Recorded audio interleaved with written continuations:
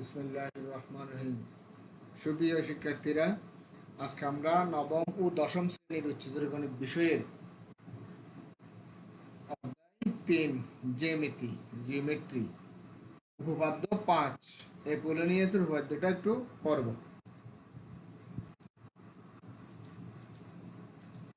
ত্রিভুজের যে কোনো দুই বাহুর উপর অঙ্কিত বর্গক্ষেত্রদ্বয়ের ক্ষেত্রফলের সমষ্টি তৃতীয় বাহুর অর্ধেকের উপর অঙ্কিত বর্গক্ষেত্রের ক্ষেত্রফল এবং ওই বাহুর সমদ্বিখণ্ডক মধ্যমার উপর অঙ্কিত বর্গক্ষেত্রের ক্ষেত্রফলের সমষ্টির দ্বিগুণ। এটা হচ্ছে অ্যাপোলোনিয়াসের উপপাদ্য। এটা একটু পড়ব আর প্রমাণটা দেখব আর কি। আচ্ছা, এখানে উপপাদ্য অ্যাপোলোনিয়াসের উপপাদ্যটা আমি আবার লিখছি। ত্রিভুজের যে কোনো দুই বাহুর উপর অঙ্কিত বর্গক্ষেত্রদ্বয়ের ক্ষেত্রফলের সমষ্টি তৃতীয় বাহুর অর্ধেকের উপর অঙ্কিত বর্গক্ষেত্রের ক্ষেত্রফল এবং ওই বাহুর সমদ্বিখণ্ডক মধ্যমার উপর অঙ্কিত বর্গক্ষেত্রের ক্ষেত্রফলের সমষ্টির দ্বিগুণ। এই কথাটা একটু আমরা বুঝতে চাই এবার।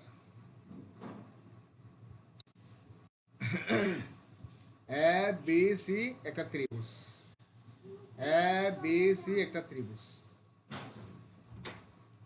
আর এখানে চিত্র খতে এ বি সি ত্রিভুজ, এ বি সি ত্রিভুজ।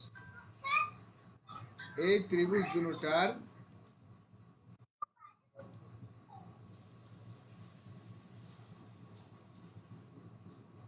দেখো, এখানে যে কোনো দুই বাহুর উপর অঙ্কিত বর্গক্ষেত্রের ক্ষেত্রফলের সমষ্টি। তাহলে মনে করলাম আমি এ বি বাহু, এখানে এ বি বাহু, তাহলে এ বি বাহুর উপর অঙ্কিত বর্গক্ষেত্রের ক্ষেত্রফল হবে এ বি স্কোয়ার, কারণ বর্গক্ষেত্রের ক্ষেত্রফল সমান বাহু স্কোয়ার। তাহলে এ বি বাহুর উপর অঙ্কিত বর্গক্ষেত্রের ক্ষেত্রফল হবে এ বি স্কোয়ার। আর এ সি বাহুর উপর অঙ্কিত বর্গক্ষেত্রের ক্ষেত্রফল হবে এ সি স্কোয়ার। তাহলে এ বি স্কোয়ার যোগ এ সি স্কোয়ার সমান হবে, এখানে মধ্যমা হচ্ছে এডি, এডি যেহেতু মধ্যমা, তো মধ্যমা কাকে বলে? কোন ত্রিভুজের শীর্ষ থেকে, কোন ত্রিভুজের শীর্ষ থেকে ওই শীর্ষের বিপরীত বাহুর মধ্যবিন্দু সংযোগ সরলরেখাকে বলা হয় মধ্যমা। এরকম একটা ত্রিভুজের তিনটা মধ্যমা থাকতে পারে। আমি যে শীর্ষ এটা নিই, এটার বিপরীত বাহু হবে এখানে শীর্ষ, যদি আমি এ নিই, এ শীর্ষের বিপরীত বাহু হবে বিসি, তাহলে বিসি বাহুর মধ্যবিন্দু হবে ডি। তো এই এ কমা ডি যোগ করলে যেটা এডি পাবো, এডি হবে ত্রিভুজ এ বি সি এর একটি মধ্যমা। এই ত্রিভুজের মধ্যে শীর্ষ হচ্ছে এ, এর বিপরীত বাহু হচ্ছে বিসি, তাহলে বিসি বাহুর মধ্যবিন্দু হচ্ছে ডি। তাহলে এ কমা ডি হচ্ছে, এ কমা ডি যোগ করলে এ ডি যে বাহুটা পাবো সেটা হবে ত্রিভুজ এ বি সি এর একটি মধ্যমা। এরকম একটা ত্রিভুজের মধ্যে তিনটি মধ্যমা পাওয়া যায়। যেমন বি বিন্দু থেকেও এ এসি বাহুর মধ্যবিন্দু সংযোগ করলে সেটা একটি মধ্যমা হতো। তো যাক, এডি হচ্ছে মধ্যমা আর ডি বিন্দু হচ্ছে বিসি বাহুর মধ্যবিন্দু। আর এখানে এডি হচ্ছে মধ্যমা, ডি বিন্দু হচ্ছে বিসি বাহুর মধ্যবিন্দু। তাহলে এবি বাহুর উপর অঙ্কিত বর্গক্ষেত্রের ক্ষেত্রফল হচ্ছে এবি স্কোয়ার, আর এসি বাহুর উপর অঙ্কিত বর্গক্ষেত্রের ক্ষেত্রফল হচ্ছে এসি স্কোয়ার। তো এই বাহুর উপর অঙ্কিত বর্গক্ষেত্রের ক্ষেত্রফল হচ্ছে A D square, A D square. আর এই বাহুটা এইখানে যে মধ্যবিন্দু মিলিত হলো, ছেদ করলো, তাহলে এইটা হচ্ছে অর্ধাংশ। তৃতীয় বাহু মানে এই বাহুটার অর্ধেক হচ্ছে বিডি। তাহলে এই বিডির উপর অঙ্কিত বর্গক্ষেত্রের ক্ষেত্রফল হচ্ছে বিডি স্কোয়ার। তা আমি এটাকে সিডিও নিতে পারবো, তা আমরা আসলে বিডিটা নিলাম। এখানে বিডি হচ্ছে এটা, চিত্রকতে বিডি হচ্ছে এটা। তাহলে আমাদের অ্যাপোলোনিয়াস বলতে চাচ্ছে ত্রিভুজের যে কোনো দুই বাহুর উপর অঙ্কিত বর্গের ক্ষেত্রফল, অর্থাৎ এ বি স্কোয়ার যোগ এস স্কোয়ার, ত্রিভুজের যে কোনো দুই বাহুর উপর অঙ্কিত বর্গক্ষেত্রের ক্ষেত্রফল সমষ্টি। উপপাদ্যের মধ্যে উপরে দেখো, উপপাদ্যের মধ্যে ত্রিভুজের যে কোনো দুই বাহুর উপর অঙ্কিত বর্গক্ষেত্রের ক্ষেত্রফলের সমষ্টি কমা পর্যন্ত, এটা হচ্ছে এই এ বি স্কোয়ার যোগ এসি স্কোয়ার। তো তৃতীয় বাহু হচ্ছে বিসি বাহু। এখানে এখানে চিত্র খতে এই এ বি স্কোয়ার যোগ AC square, sorry AC square. তাহলে তৃতীয় বাহু হচ্ছে বিসি। তাহলে তৃতীয় বাহুর অর্ধেকের উপর অঙ্কিত বর্গক্ষেত্রের ক্ষেত্রফল, তৃতীয় বাহুর অর্ধেকের উপর অঙ্কিত বর্গক্ষেত্রের ক্ষেত্রফল। তাহলে তৃতীয় বাহুর অর্ধেক হচ্ছে কি? তৃতীয় বাহু হচ্ছে বিসি। এই বিসি এর অর্ধেক অর্ধেক হচ্ছে বিডি, কারণ ডি বিন্দু হচ্ছে মধ্যবিন্দু। চিত্র খতে বিসি হচ্ছে তৃতীয় বাহু, আর ডি যেহেতু মধ্যবিন্দু, বিডি হচ্ছে অর্ধেক। তাহলে তৃতীয় বাহুর অর্ধেকের উপর অঙ্কিত বর্গক্ষেত্রের ক্ষেত্রফল হবে এই বিডি স্কোয়ার। আর মধ্যমা হচ্ছে ওই বাহুর সমদ্বিখণ্ডক মধ্যমার উপর অঙ্কিত বর্গক্ষেত্রের ক্ষেত্রফলের সমষ্টির দ্বিগুণ। তাহলে এই বাহুর উপর অঙ্কিত মধ্যমা হচ্ছে এডি। তো এডি, এটার উপর অঙ্কিত বর্গক্ষেত্রের ক্ষেত্রফল হচ্ছে এডি স্কোয়ার। তাহলে এডি স্কোয়ার যোগ বিডি স্কোয়ার, এইটার সমষ্টির দ্বিগুণ হচ্ছে 2 এডি স্কোয়ার যোগ বিডি স্কোয়ার। তাহলে সুতরাং মনে করি, বিষয় নির্বাচন মনে করি, ত্রিভুজ এ বি সি এ, এডি হচ্ছে মধ্যমা, বিসি বাহুকে ডি বিন্দুতে সমদ্বিখণ্ডিত করছে। এই এডি মধ্যমাটা বিসি বাহুকে ডি বিন্দুতে সমদ্বিখণ্ডিত করছে।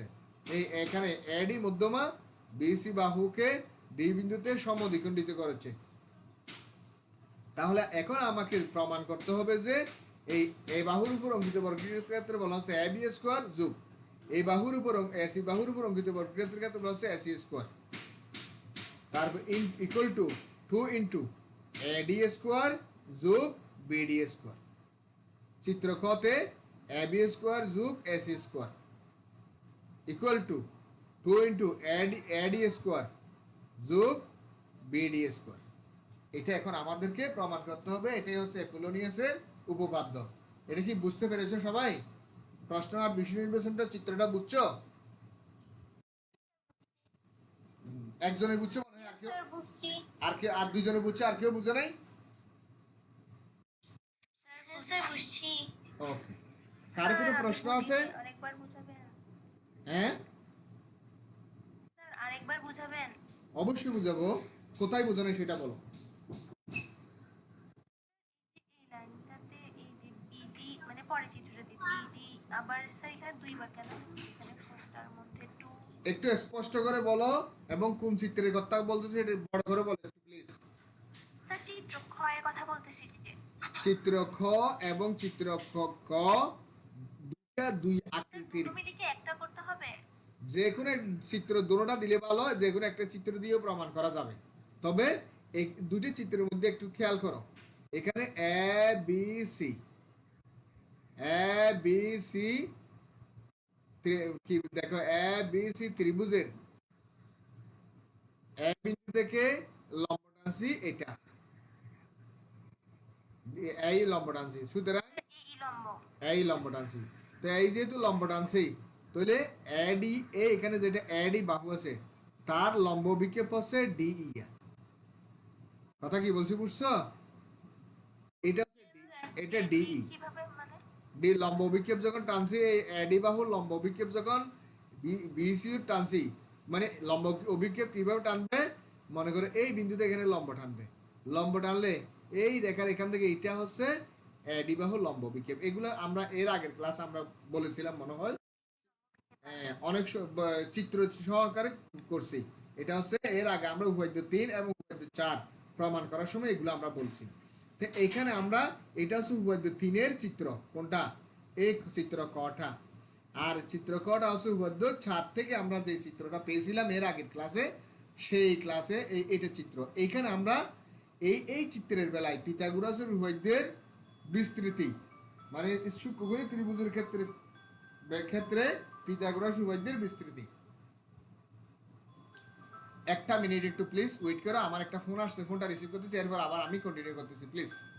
আচ্ছা ঠিক আছে, তাহলে এবার দেখো, এখানে প্রশ্ন হচ্ছে আমার এই পোলোনিয়াসের সূত্রটা বলতেছে যে আমি মনে করি এ বি সি একটা ত্রিভুজ কল্পনা করলাম।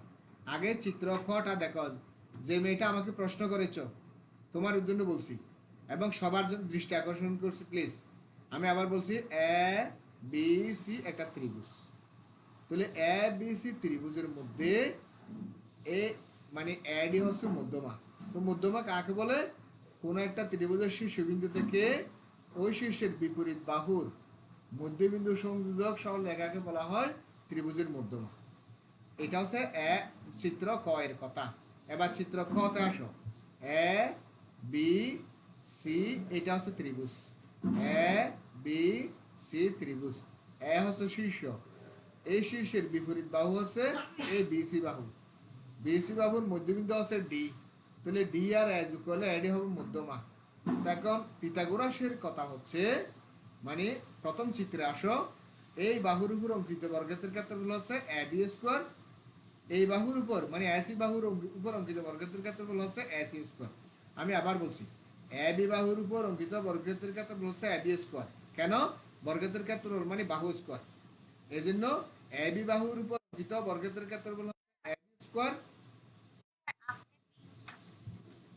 আর এসি বাহুর উপর অঙ্কিত বর্গক্ষেত্রের ক্ষেত্রফল হচ্ছে এসি স্কোয়ার। এই দুইটার সমষ্টি, অর্থাৎ ত্রিভুজের যে কোনো দুই বাহুর উপর অঙ্কিত বর্গক্ষেত্রের ক্ষেত্রফলের সমষ্টি এটা। এখন দেখো, এটা তৃতীয় বাহু হচ্ছে এটা। এই আমাদের ক্লাস করাইতেছে কিন্তু স্যার মিউট হয়ে আছে। কি আমার সাউন্ড তোমরা শুনতেছো না? হ্যালো, দেখো এখানে এ বি সি, এটা একটা ত্রিভুজ। এ চিত্র খতে এ বি সি এই ত্রিভুজ, আর এখানে হচ্ছে এ বি সি চিত্র খতে এই ত্রিভুজ। তাহলে এখানে চিত্র কতে দেখো, শীর্ষ যদি আমি এ মনে করি, এ থেকে তার বিপরীত বাহু হবে বিসি। তো বিসি বাহুর মধ্যবিন্দু আছে ডি। তো এ আর ডি যোগ করলে এডি হবে ত্রিভুজ এ বি সি এর একটি মধ্যমা। অর্থাৎ কোন ত্রিভুজের একটি শীর্ষ থেকে ত্রিভুজ এবিসি এর মধ্যমা। এডি হচ্ছে মধ্যমা, এডি হচ্ছে মধ্যমা। মধ্যমার সংজ্ঞা হচ্ছে কোন ত্রিভুজের শীর্ষ থেকে, মনে করো আমি যে শীর্ষ দিয়ে এ ধরি, ওই শীর্ষের বিপরীত বাহু হচ্ছে বিসি। তো বিসি বাহুর মধ্যবিন্দু তাহলে স্যার এ ই রেখাটা কি? এইটা হচ্ছে লম্ব টানছি যে লম্ব বিক্ষেপ, এ বিন্দু থেকে লম্ব লম্ব মানে বিসির উপর লম্ব টানছি যে এই লম্ব না, লম্ব এই যে লম্ব ডি লম্ব, লম্ব বিক্ষেপ। মানে এডি এর লম্ব বিক্ষেপ পাওয়ার জন্য এ বিন্দু থেকে বিসির উপর এই লম্ব টানছি। এই চিত্র খতে এই দেখো এ থেকে বিসি এর বর্ধিত অংশের উপর এই লম্ব টানছি, যাতে আমি এই এডি বাহুর লম্ব বিক্ষেপ এই ডিই পাই। এখানে হবে ডিই লম্ব বিক্ষেপ, আর এখানে হবে ডিই লম্ব বিক্ষেপ।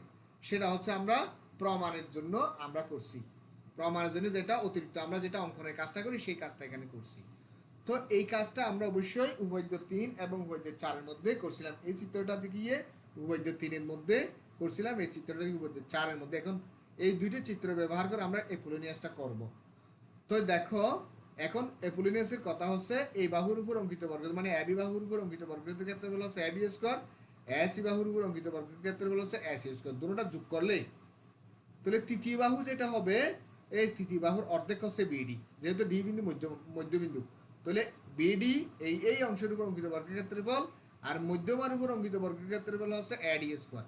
তাহলে এডি স্কয়ার আর বিডি স্কয়ার যোগ করে তাকে যদি 2 দ্বারা গুণ করা হয়, তাহলে সেটা এটা সমান হবে। এটাই হচ্ছে পিথাগোরাস অ্যাপোলোনিয়াসের কথা। এখন এই কথাটা আমরা এখন প্রমাণ করব। কি কথা কি বুঝতে পেরেছো এখন? স্যার বুঝতে পেরেছি। আচ্ছা, তাহলে আবার আমরা প্রমাণে যাব।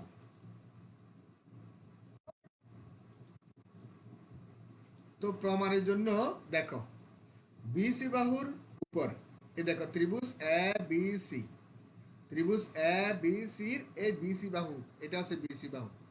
বিসি বাহুর উপর চিত্র ক তে আমি ক চিত্রটা বুঝেছি, বিসি বাহুর উপর। আবার চিত্র খ তে দেখো বিসি বাহু হচ্ছে এটা, এটা বিসি বাহু, এখান থেকে এই পর্যন্ত হচ্ছে বিসি বাহু।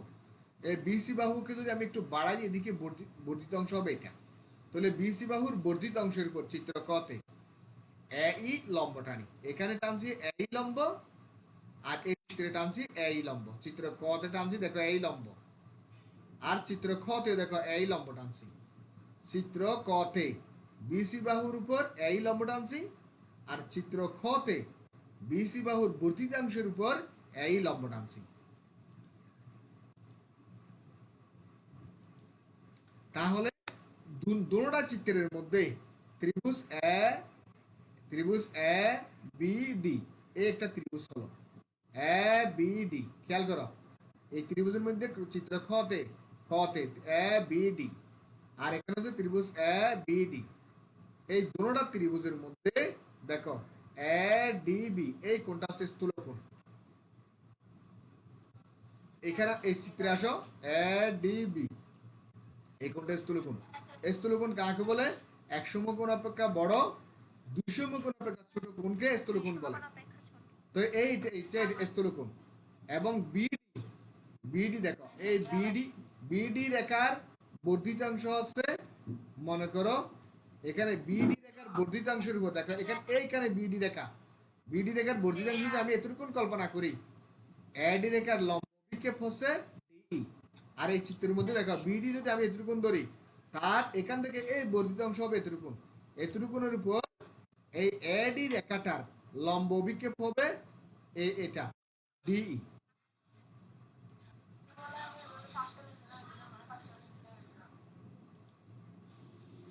লম্ব বিক্ষেপ হচ্ছে ডি। তো এখন আমরা স্থূলকোণের ক্ষেত্রে পিথাগোরাসের উপপাদ্যের বিস্তৃতি অনুসারে পাই এটা হচ্ছে আমরা উপপাদ্যের 3। এর আগে আমরা উপপাদ্য 3 যেটা প্রমাণ করেছিলাম, এখানে আমরা প্রমাণ করব না, ওই উপপাদ্য 3-এর কথাটা এখানে ব্যবহার করব।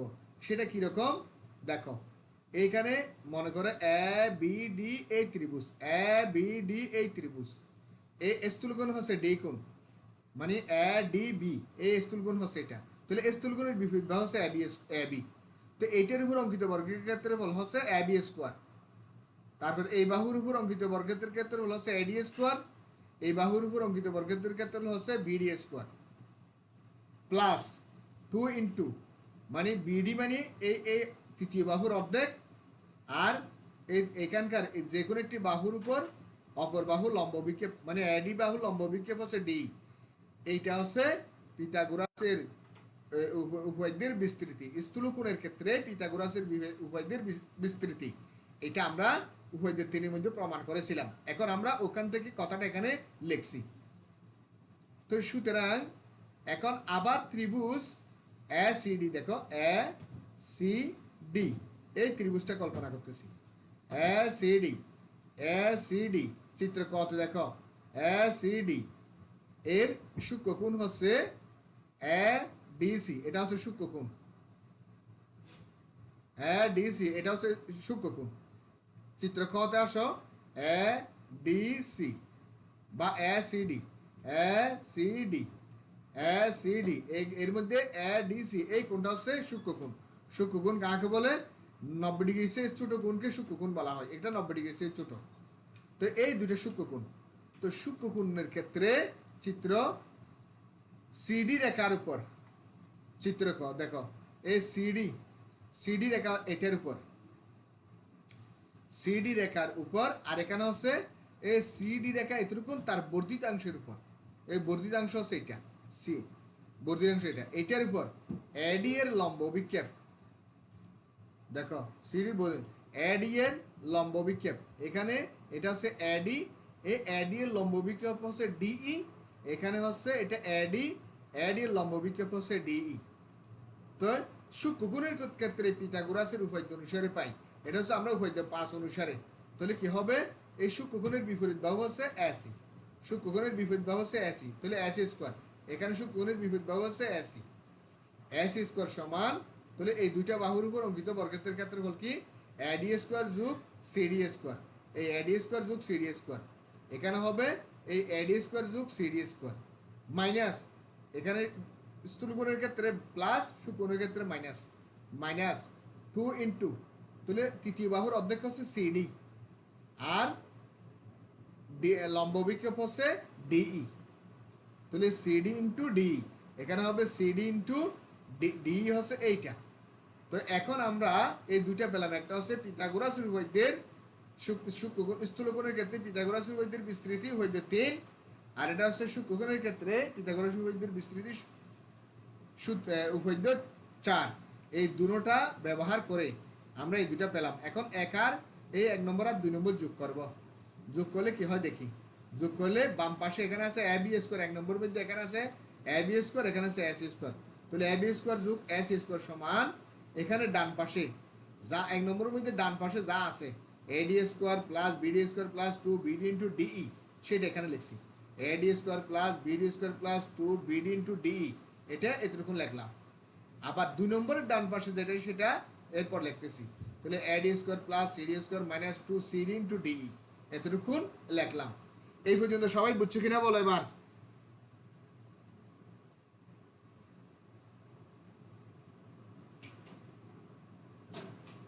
আচ্ছা, তাহলে দেখো এবার বাম পাশে ঠিক আছে, এখানে এডি এখানে একটা আছে, এখানে এডি এখানে একটা আছে। তাহলে এডি যোগ এডি মিলে টু এডি স্কোয়ার হলো, এডি স্কোয়ার যোগ এডি স্কোয়ার মিলে টু এডি স্কোয়ার। এই বিডি স্কোয়ার লিখলাম, এখানে সিডি স্কোয়ার আছে, সিডি স্কোয়ারটা লিখলাম। তাহলে এটা plus two BD into DE, এখানে plus two BD into DE minus two C twice CD into DE, twice CD into DE এখানে লিখলাম। এখন একটা কাজ করব, সেটা হচ্ছে বাম পাশে বরাবর ঠিক আছে, টু এডি স্কোয়ার ঠিক আছে, বিডি স্কোয়ার যোগ এখানে লেখা আছে এই সিডি স্কোয়ারের জায়গায় আমি বিডি স্কোয়ার লিখলাম, সিডি স্কোয়ার জায়গায় বিডি স্কোয়ার, অর্থাৎ সিডি জায়গায় বিডি লিখলাম। কেন লিখলাম? চিত্রের মধ্যে আসে একটু, চিত্রের মধ্যে দেখো ডি বিন্দুটা হচ্ছে বিসি এর মধ্যবিন্দু, ডি বিন্দু হচ্ছে বিসি এর মধ্যবিন্দু। যদি বিসি এর মধ্যবিন্দু হয় তাহলে বিডি আর সিডি সমান হবে, বিডি আর সিডি সমান হবে। দ্বিতীয় চিত্রের মধ্যে আসো, এই ডি হচ্ছে বিসি এর মধ্যবিন্দু, সুতরাং বিডি আর সিডি সমান হবে। তো আমি এখানে পাশে সাইনের মধ্যে লিখে দিয়েছি বিডি যেহেতু সিডি সমান, তাহলে আমি এখানে এ সিডি এর জায়গায় বিডি লিখতে পারবো, সিডি এর জায়গায় বিডি লিখছি। ঠিক সেম কাজটা এইখানে নিলে বর্ণ, এখানে টু সিডি জায়গায় টু বিডি, অর্থাৎ সিডি এর জায়গায় এখানেও বিডি লিখছি, আর সব ঠিক আছে। এখানে আমি আবার বলছি, এখানে সিডি স্কোয়ার যেখানে আছে এই সিডি এর জায়গায় বিডি লিখছি, আর এখানে যেখানে সিডি আছে সেখানে বিডি লিখছি, আর সব ঠিক আছে। তো এখন করছি কি দেখো, তাহলে এখানে দেখো টু বিডি ইন্টু ডি, এটা plus two BD into D minus two into BD into D, তাহলে এই দুটো সমান, এটা একটার সাথে একটা কাটা যাবে, এটা কাটা যাবে। আর আমার কাছে থাকতেছে কি এখানে বিডি স্কোয়ার আর বিডি স্কোয়ার মিলে two BD square, twice BD square আছে। তাহলে এ বি স্কোয়ার যোগ এসি স্কোয়ার সমান এ বি স্কোয়ার যোগ AC square equal to twice BD square, sorry twice AD square যোগ টুয়াইস বিডি স্কোয়ার। এটা এই পর্যন্ত কি সবাই বুঝতে পেরেছো? একটু বুঝে নাই মনে হয় কেউ, বুঝছো? হ্যালো, বুঝতে পেরেছো?